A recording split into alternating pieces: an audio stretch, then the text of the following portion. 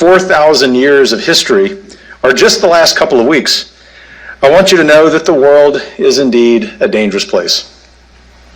For as much as we are blessed to have peaceful neighbors and oceans to our east and west here in the United States, we can't ever be complacent about our security.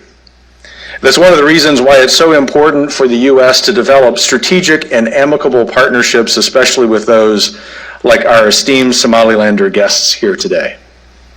Since I'm an educator at heart, I must first walk us through some relevant history. But as I promised my new friend, His Excellency, President Abdi, I'll be brief. Somaliland's independence is not currently acknowledged by any country in the world, including the United States. This wasn't always the case, though. Somaliland was briefly independent in 1960 before joining the rest of Somalia. That union was ultimately rejected by the Somaliland people, but not before it was too late. The world had decided that Somaliland was indistinguishable from Somalia, no matter how Somalilanders felt. In the 1980s, rebellions against the brutal dictator in power broke out against Somalia, including in Somaliland.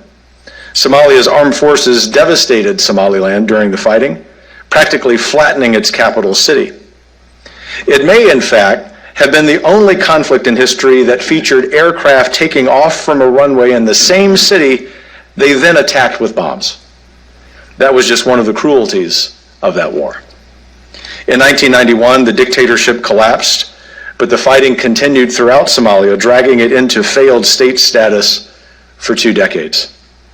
We're probably all familiar with the Battle of Mogadishu, better known in the US as the Black Hawk Down incident. Those awful events took place in 1993 during the period I'm describing. We might also be aware that an al-Qaeda affiliate, Al-Shabaab, began conquering swaths of southern Somalia in the 2000s.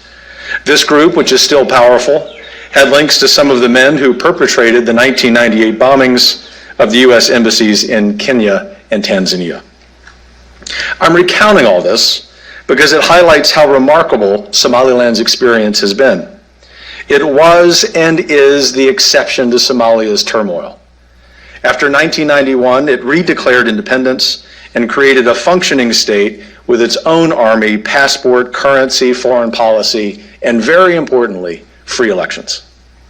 Foreigners can walk around Hargeisa without security, and ISIS and Al-Qaeda have virtually no presence there. It's hard not to admire building a viable state amid such difficult circumstances. How Somalilanders have achieved all this is equally commendable. They had a powerful claim for international sympathy after the devastation they suffered during the war, but they didn't wait for help from anyone else. If they had, they'd still be waiting today. No, they went instead about the business of building their country largely on their own. The clans that had been on opposite sides of the fighting reconciled, and in the process, created one of the few examples of a successful indigenous peace process. They committed to building something that was peaceful, democratic, and workable. This brings me back to why I think the U.S. and Somaliland should be strong partners. First, this territory of its own accord has stuck with the democratic system and process for 3 decades. It hasn't been perfect, just like no democratic system is perfect. But the old saying is that character is how you behave when no one is watching. Well, Somaliland has stayed faithful to democracy when hardly anyone was noticing. This is proof of genuine belief. Second, let's envision where Somaliland sits. The Bab el-Mandeb Strait, a shipping choke point that carries much of the trade between Europe and Asia, is about 70 miles away. Yemen, where American allies are fighting Iranian-backed militias and Al-Qaeda, is just across the Gulf of Aden. Somaliland shares a border with Ethiopia, Africa's second most populous country, and in normal times, a landlocked economic dynamo. Somaliland's recently renovated Berbera port has great potential for boosting the economy of Ethiopia and its neighbors in East Africa. Right next door to Somaliland is Djibouti, which hosts a number of foreign military bases, including China's most prominent military footprint on the continent. To the west, and also in a commanding position on the Bab el-Mandeb, is Eritrea, In January, Chinese Foreign Minister Wang Yi visited Eritrea and announced a strategic partnership with that country. We need to be clear-eyed about the competition we're in with the Chinese Communist Party. The Chinese Communist Party is America's single most formidable opponent and is devoted to advocating for autocracies like itself and Russia by violating the peace and prosperity of nations that refuse to kowtow to it. America must meet this challenge with resolve. That would include a close relationship with Somaliland, given its strategic position, its pro-American orientation, and that almost alone in Africa, it's been immune to Beijing's overtures and threats. In fact, Somaliland has established ties with our Taiwanese friends, another unrecognized democracy that the United States should support. Those of you familiar with East Africa know it is a tough neighborhood. Sudan's hopeful democratic transition has been sabotaged by a coup, one of the leaders of which, by the way, was recently in Russia to strengthen ties with Putin's criminal regime. Ethiopia is caught in a terrible civil war that we also pray will end soon. Eritrea is an international pariah and one of 5 countries that just voted against a UN resolution condemning Russia's invasion of Ukraine. Southern Somalia is paralyzed by political battles, and al-Shabaab is still strong. Amid all this volatility, Somaliland has enjoyed relative calm, providing evidence that there is, in fact, fertile ground for a truly sustainable partnership. Finally, I believe, and call me crazy, that American policy is most effective when it is tethered to reality. We will see few gains in East Africa if our policy there does not account for the on-the-ground truth that Somaliland has been functionally independent for decades. Count on the Heritage Foundation for always trumpeting that fact. So let's upgrade our policy. The United States of America should strengthen its position in a precarious and important part of the world. It should do the justice of honoring the consistent aspirations of millions of Somalilanders to rule themselves. And America should proudly be the first state to recognize Somaliland as an independent nation.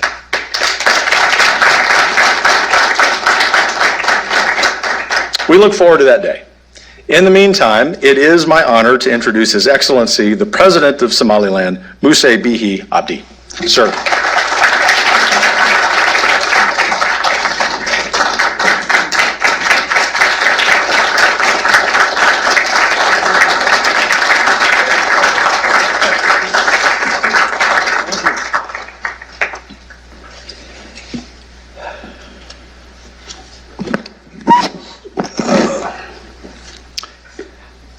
I would like to extend my sincere gratitude and appreciation to Dr.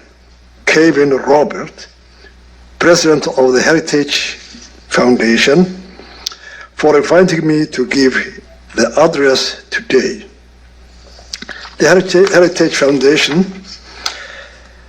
stands out among the America's leading public policy institutions to promoting a truly interdisciplinary approach to understanding the politics of and economics of East Africa.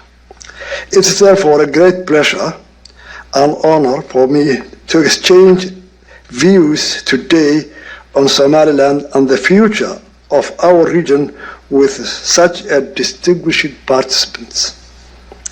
Ladies and gentlemen, today, the whole world is a laser focusing on the tragedy in Ukraine. The shelling, the bombardment, the destruction, the death, the mass suffering, and the largest refugee crisis in Europe since the World War II. Today, the suffering of the people of Ukraine is unfolding in front of our eyes with the help of the 24/7 news cycle and the social media. For us, as Somalilanders, the tragedy is reminiscent of the 1994 Somali genocide. It is therefore a great pleasure and honor for me to exchange views today on Somaliland and the future of our region with such a distinguished participants. Ladies and gentlemen, today, the whole world is a laser focusing on the tragedy in Ukraine. The shelling, the bombardment, the destruction, the death, the mass suffering, and the largest refugee crisis in Europe since the World War II. Today, the suffering of the people of Ukraine is unfolding in front of our eyes with the help of the 24/7 news cycle and the social media. For us, as Somalilanders, the tragedy of the genocide committed against our people 33 years ago. A tragedy I myself witnessed firsthand, on which over 50,000 of our people were massacred in the hands of Somalia government at that time. And millions of our people became either refugees or were internally displaced. We feel the pain and the anguish that the people of Ukraine feel today because we went through the same experience. Only in our case, the genocide committed against our people was hidden from the world, as at that time there were no 24/7 days news cycle and the social media. However, the better memory of what we went through is forever be memorialized in the minds and will never be forgotten by our people. Ladies and gentlemen, I come here before yesterday to tell and to talk about my country's progress, challenges, and the role our country plays in the security, stability, and economic development in our region and beyond.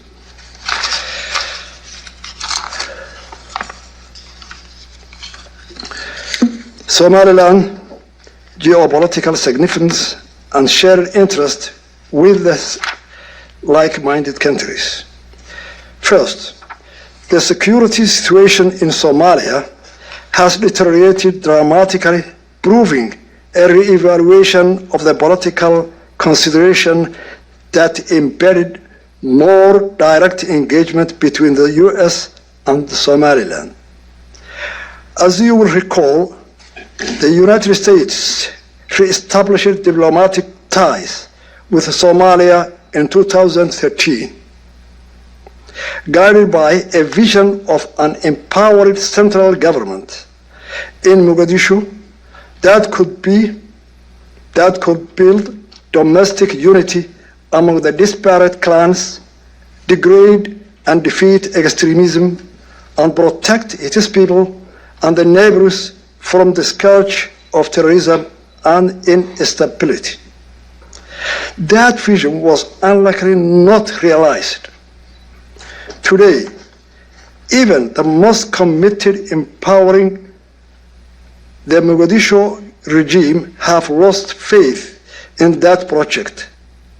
Time and time again, Mogadishu's partners have expended financial resources, diplomatic resources, and military resources with a little show to be with their effort.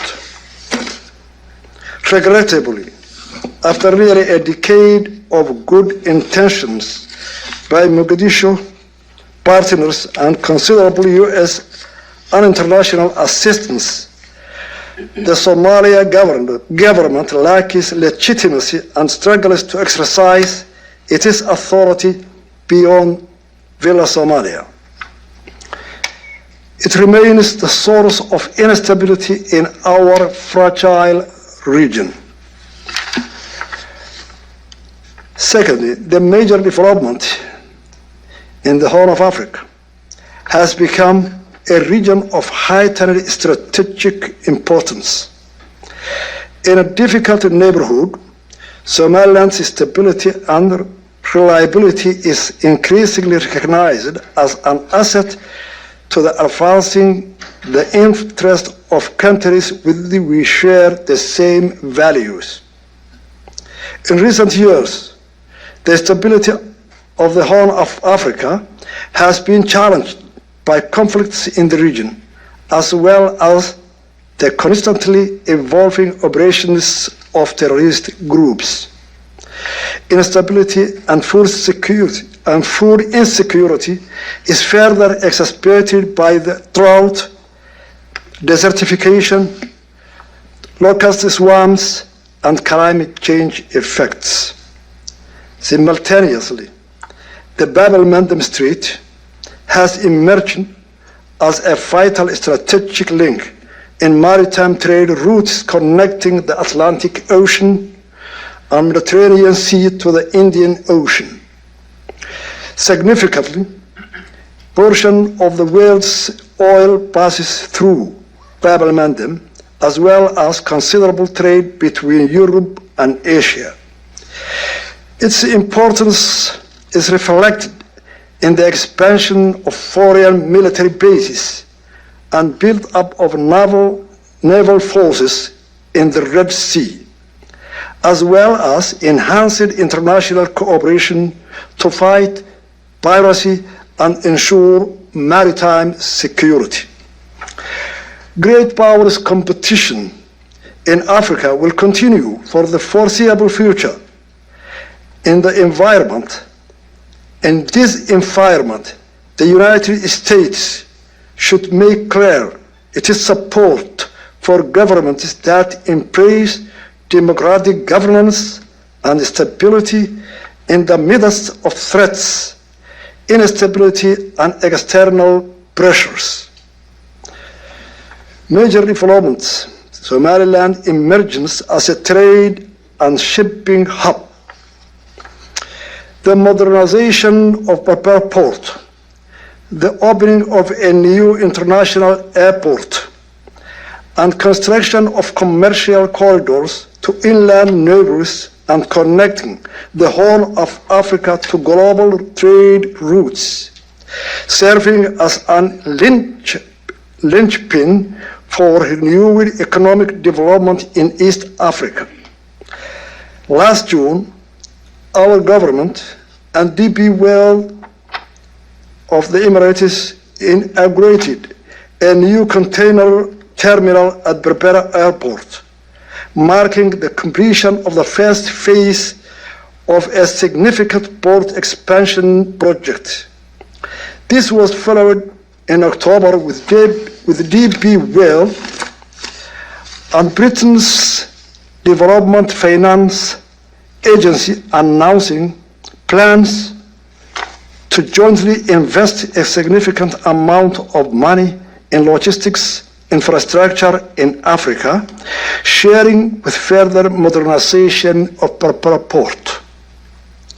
These investments, combined with the ongoing challenges in neighboring countries, make Somaliland the most stable and reliable conduit between much of East Africa and the world's major shipping lines.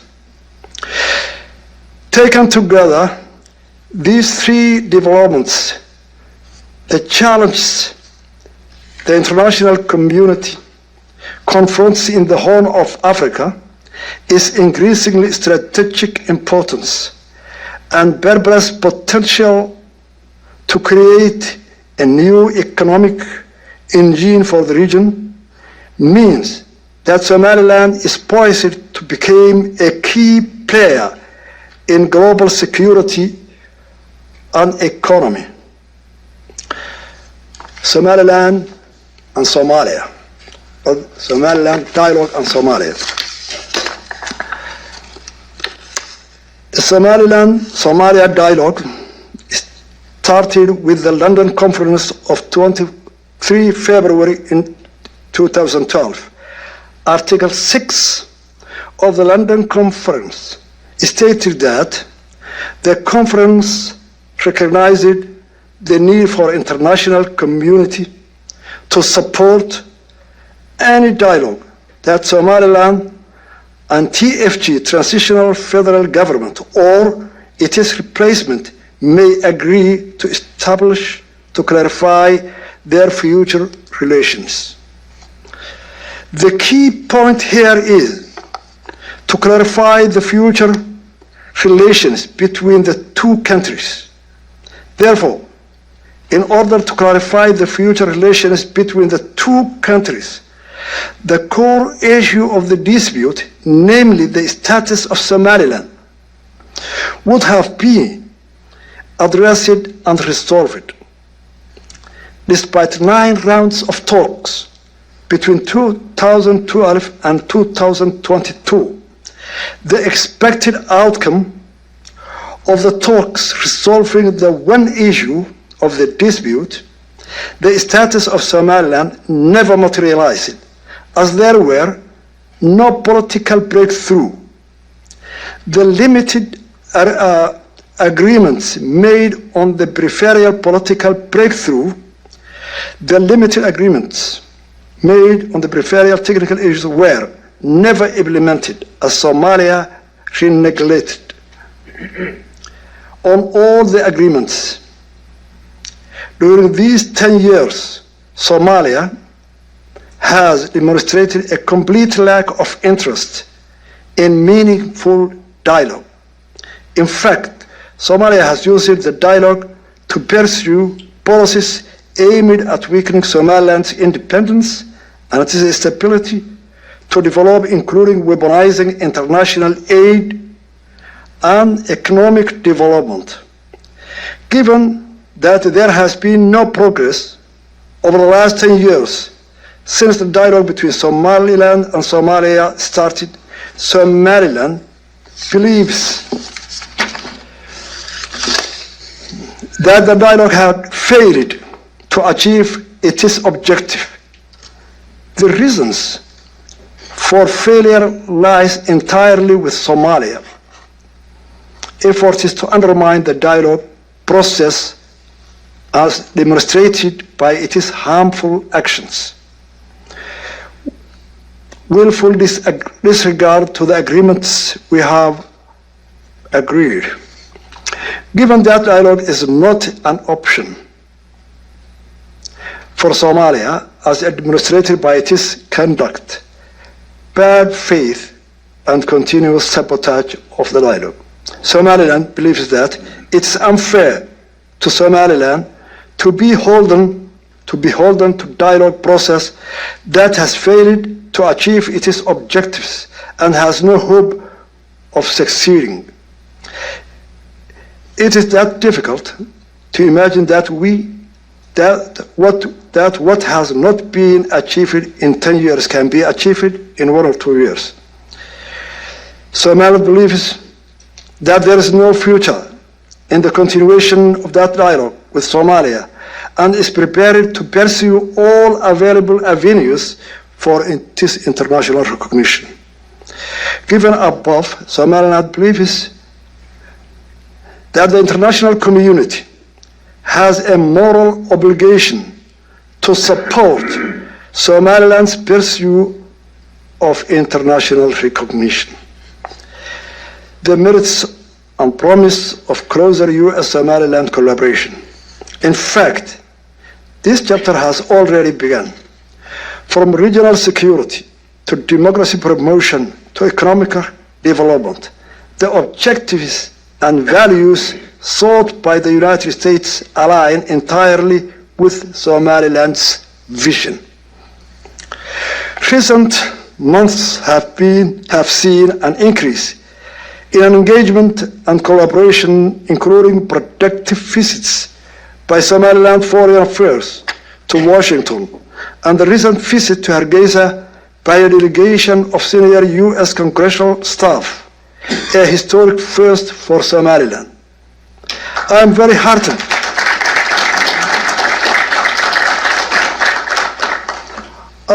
heartened by these developments.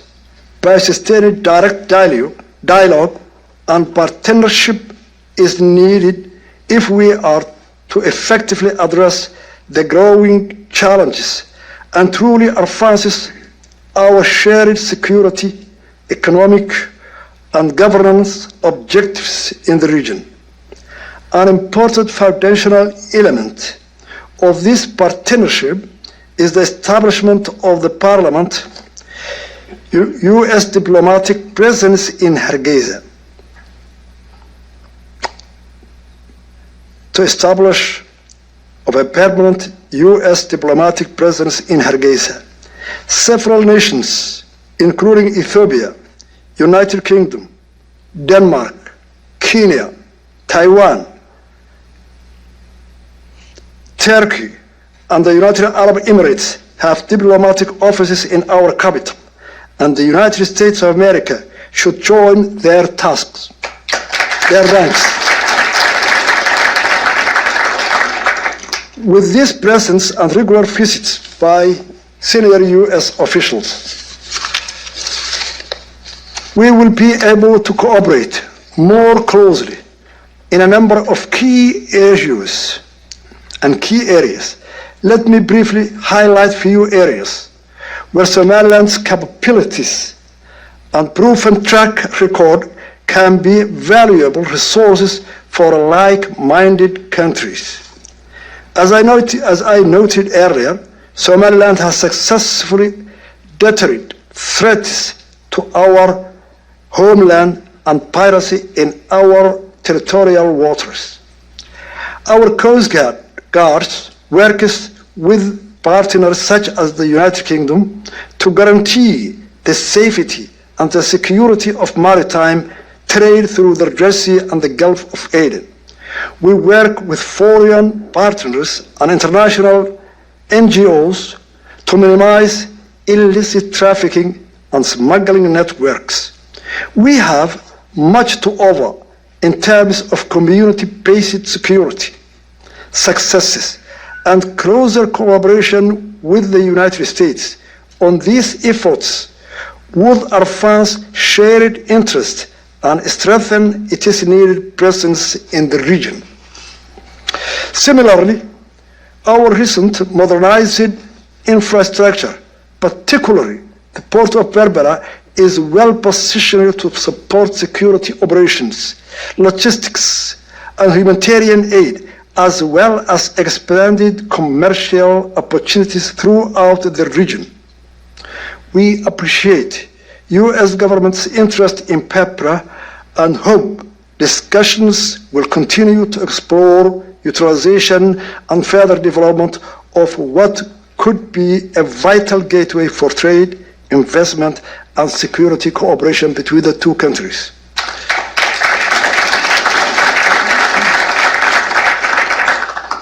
On governance issue, Somaliland's democratic government is the only, I will say again, it's the only one of its kind in the region.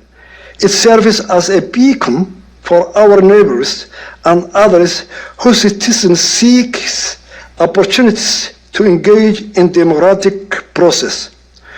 Over the last 30 years, we have built our democratic norms and institutions and ensured more free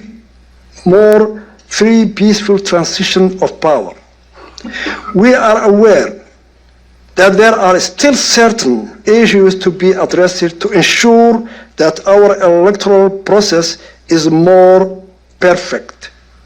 We are working on ways and means with our laws of enhancing the role of women in our political process and increasing their participation as candidates in future elections.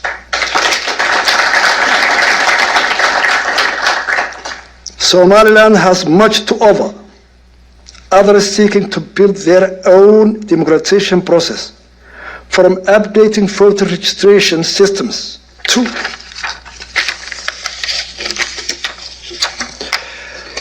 ensuring the objectivity of national election authorities, and from managing polling stations to facilitating the work of independent election monitors. We have 20 years of practical experience to share. We will welcome greater partnership with the United States government and civil society organizations to advance democratic norms in our region and elsewhere, and to further improve our democratic institutions. In a troubled region that has experienced significant setbacks for democratic governance and continues to face serious threats from terrorist and other violent extremist groups, the successes of Somaliland are not small achievements. Our friends in the United States understand this and we are grateful for their continued engagement and support. Yet, this is just the beginning. We can and must work more closely together if we hope to compete with and overtake these who seek further instability and dependency on our region. There are so many practical and important steps we can take, and with each one, Somaliland will demonstrate to our partners and the world that our ultimate goal of international recognition should be granted. As an equal with other nations, Somaliland will be able to contribute even more effectively to a sustainable and prosperous future to the Horn of Africa. Building in our own experience in foregoing an oasis of stability and long troubled region. The road ahead may be long, but I'm sure and confident that even that Somaliland will be able to count on us, that will be able to count on US support as we pursue shared objectives and journey toward our long deferred destination is a free, sovereign and democratic Somaliland country. Thank you very much for your attention.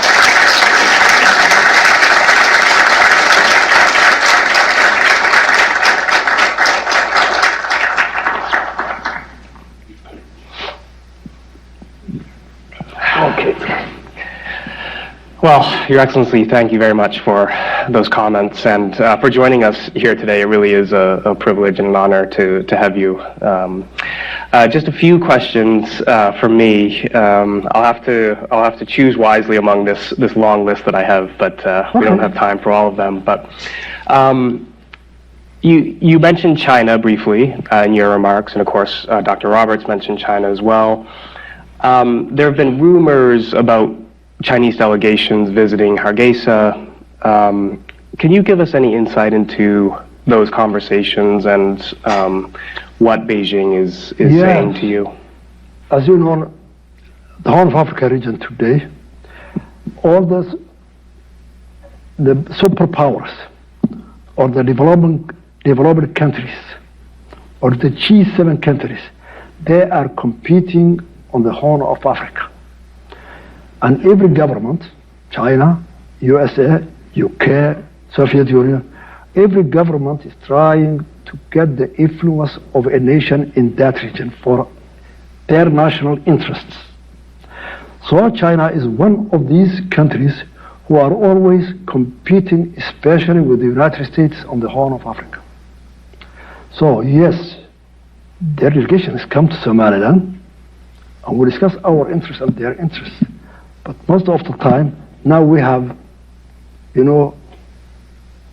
different opinions, conflict, because the issue of Taiwan. The Chinese are very upset that Somaliland has made relations, economical relations, and opened a trade office representative from Taiwan in our capital. But Somaliland is an independent country. We are not economically strong. We are not militarily strong. We are poor, but we are very proud. And we do our decisions by our own. No one can influence us.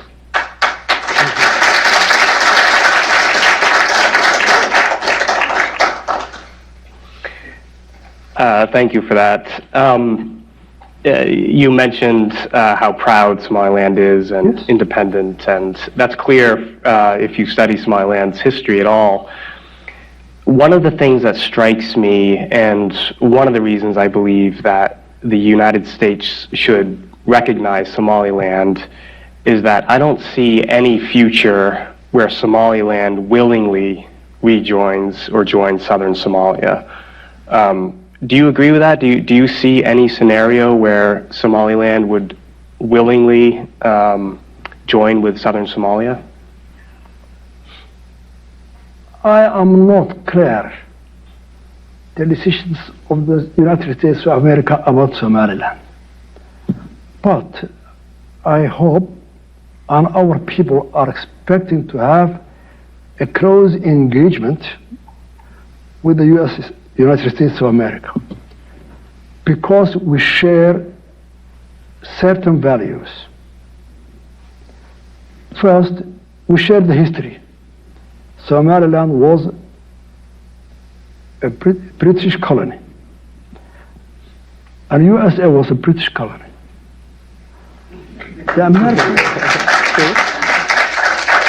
The Americans fought for their independence, the same way Somaliland fought for its independence. We have the same culture, the language, and most of behaviors based on UK culture.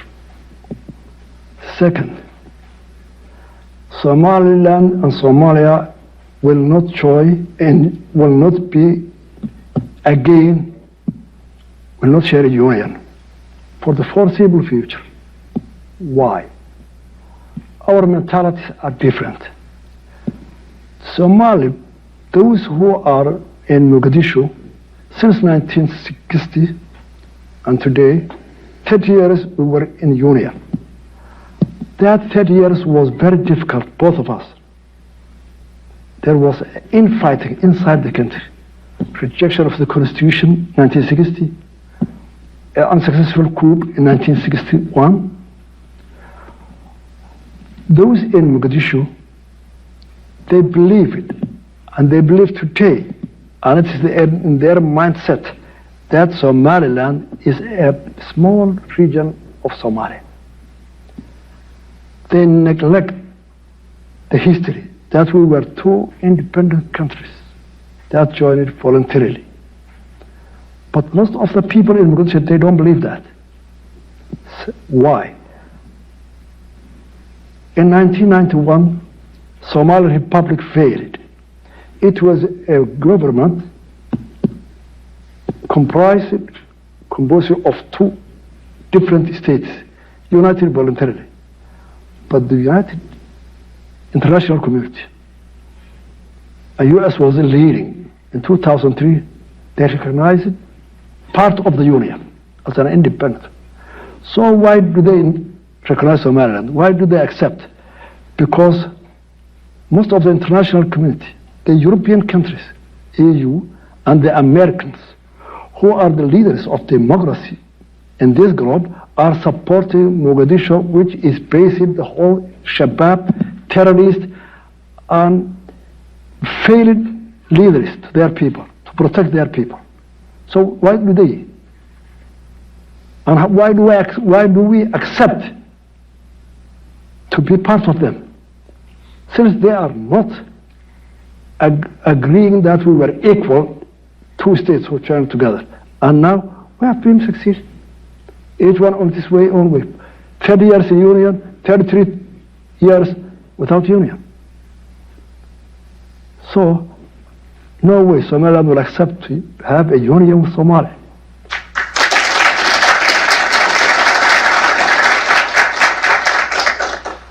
I thought you might say that. Then why do you ask me? I thought the people should hear what your answer would be, and you gave it very well indeed. You mentioned the African Union.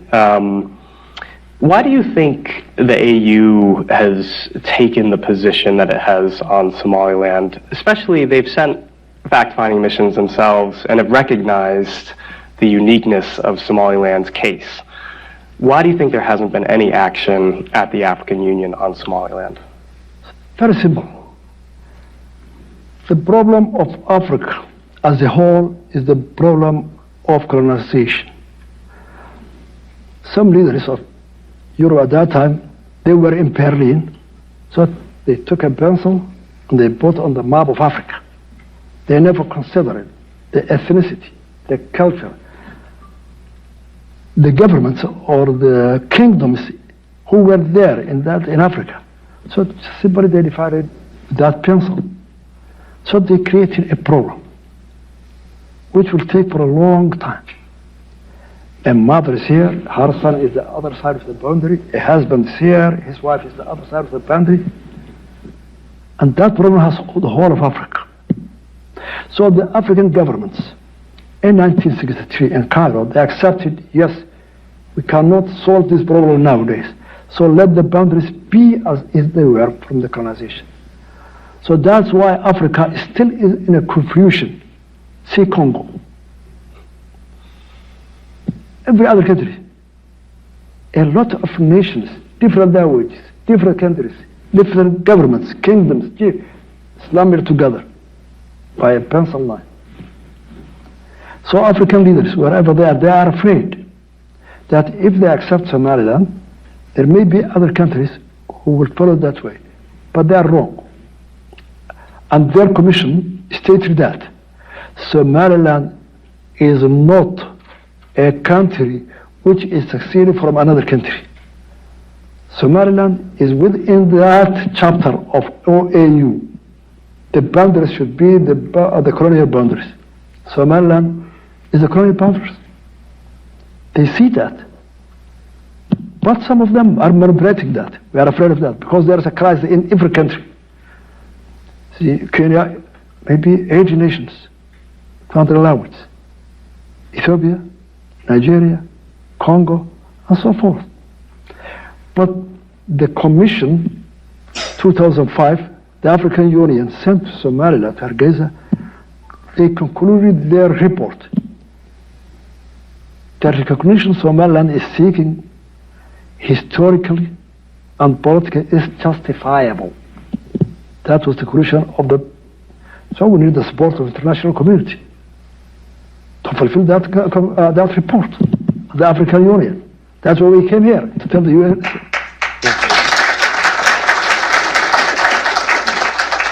Yeah, I'm not sure the AU listens to the United States much, but perhaps we can put in a word. If the United States government just not to talk, just if they look at Somalia, the Africans will come together to they will support. We know the power where it is. So obviously, Ukraine is on many people's minds. You referenced Ukraine and the awfulness of the Russian invasion. One argument that I've seen made is that the Russian invasion of Ukraine shows that Somaliland should remain part of Somalia because you don't want to violate borders. I personally disagree with that argument, and I assume you do as well. Can you explain to us why the Ukraine situation is different from the Somaliland situation? I think it's clear. Historical. The Ukraine was a part of the Soviet Union. Then, when the Soviet Union collapsed, well, maybe 25 or 33 countries, they have got their independence, just like colonials from the African countries. So, Ukraine is an independent country since 1991 with its borders. But they have a cultural relations with the Soviet Union. The language, the culture, the heritage, they share it. And they are close neighbors. But they are an independent country. Why Russia is invading Ukraine, I don't know. You know me better. The Americans and Europeans are opposing that. The Russians are invading. That policy, I don't know. Let it be there. I will not go to that. But we are different from that. It's clear. We were two different states. We have been recognized by 26 countries, including the United States of America. Then we voluntarily united. And now each one is going on its way when it failed. So I think we are different, Ukraine and so on. But we share the anguish, the death, the refugee, the bombardment. We share all this. And we are well experienced. We were the first witness, most of us. So we feel it, and we are very sorry about it. And we don't support it to bombard cities, women, children. That's not a war. That's a massacre. It's anti-humanitarian. So we don't accept that, and we'll never support it.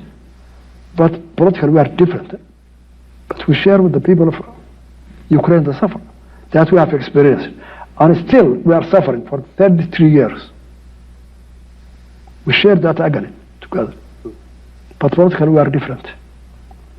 I hope you know it well.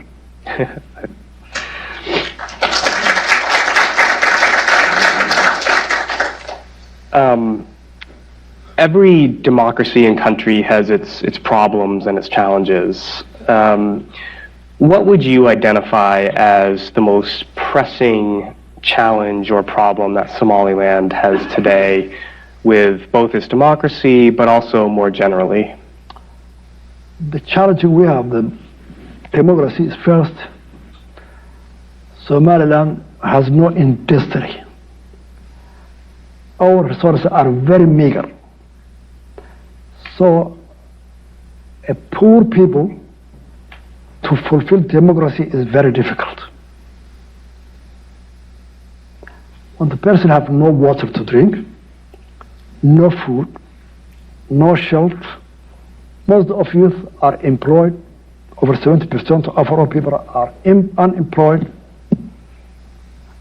And for the last 30 years, we have made 8 elections, 3 presidential elections, transfer of power of the president peacefully, just imitating the rich countries like UK, United States, who established it 300, 400 years ago. Just we imitated them. But we have a difficulty and no progress in our economy, no progress in our recognition, no progress of the countries who are persuading us that democracy is the only viable government that can bring progress to the people, and still no touchable results from our elections. So you can guess the challenge. Why a guy, a boy or a girl started to vote when she was 18, 3 consecutive presidential elections, 15 years. Now she's 33, or he's 33, married with his children, unemployed, have no good school for his children, has no health care.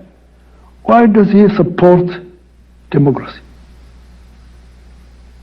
Guess that.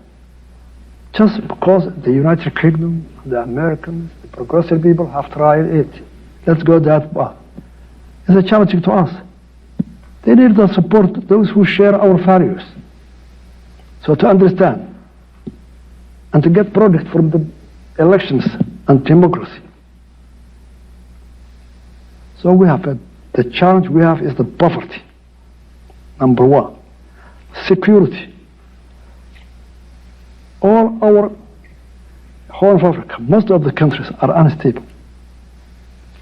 There are terrorists, Shabab, ICS, in Mogadishu, and the other regions of Somalia.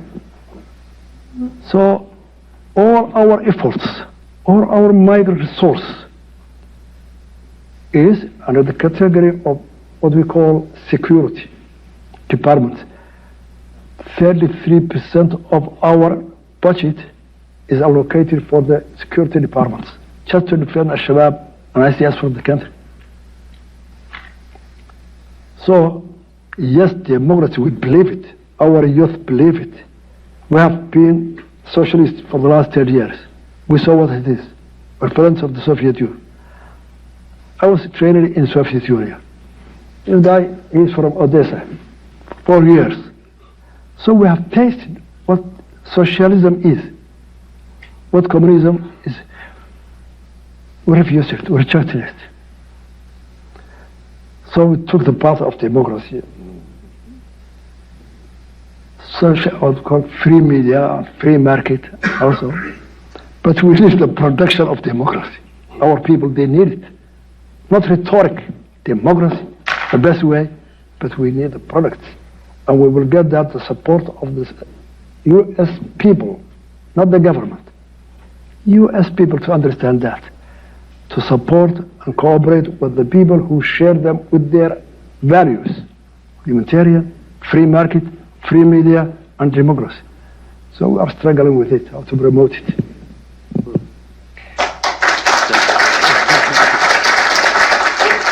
Well, you certainly know your audience, singing the praises of democracy and criticizing socialism. It is a factual. The final question, we're already running out of time here, unfortunately, but what are you most proud of? Somaliland has a lot to be proud of. We've already discussed a number of those things. If you had to choose one element of Somaliland's experience, what would you say, this makes me most proud? I am proud of the Somaliland people, how they are resilient. They are the only one, maybe in Africa or in East Africa, that their government have collapsed. And no one can imagine when the government collapses. All of a sudden, think you are in Washington, there is no police station, there is no bank, there is no electricity, there is no jail to put the criminals. How do you think that? We started from there. Even without water in our cities, our people, they came back from the camps, refugee camps from Ethiopia, thousands and thousands of them, and they came their homes, destructed by air and bombardment of tanks. Their people, their sons, their old maybe fathers are still their body left in the houses, not buried, 2 years. They started from there. First, to make peace, to build institutions for their security, to rebuild the station police, to fetch for water the people, to start schooling, education, under the tree. There is one of our delegates who was learning under the tree for his first 10 years. So he's with us. From there, we started to build a government institutions with a very meager help from NGOs. No government in the globe have helped us. And you know, we are very poor people. We have no industry, we have no oil. We have an oil and diamond, but we have not still explored it. So our people are very resilient. They are people who can survive with every situation, and their belief they can do it. They can do a government, and we made a government, the most democratic, the most peaceful in the Horn of Africa. We built it for 33 years, and I'm very proud of our people, men and women.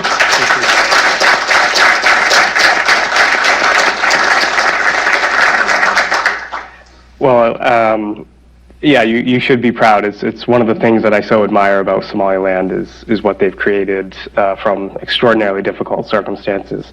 We're out of time, unfortunately, but Your Excellency, we're so grateful that you came here to talk with us. We look forward, hopefully, to hosting you again in the future. Please think of us as friends, and we'll certainly be doing what we can to make American policy a little more rational and a little more beneficial for both our countries with regards to Somaliland. So thank you again. Thank you.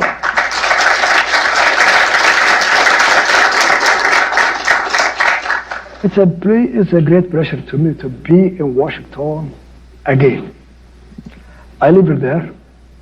I think you were not born at that time. 1981 to 83, I was in the Embassy of Somalia in Watergate office for 3 years in Washington.